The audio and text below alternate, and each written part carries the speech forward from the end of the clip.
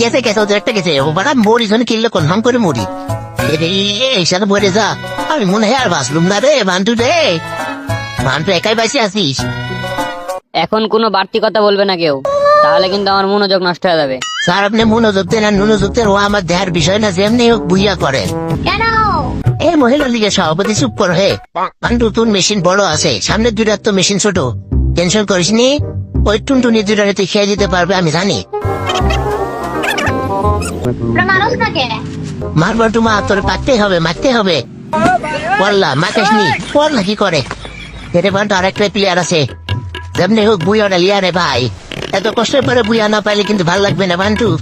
পান্টু শেষ, তুই মলি মেডিকেট কর, মেডিকেট মার, বেটি মার, মার মার মার মার মার মার।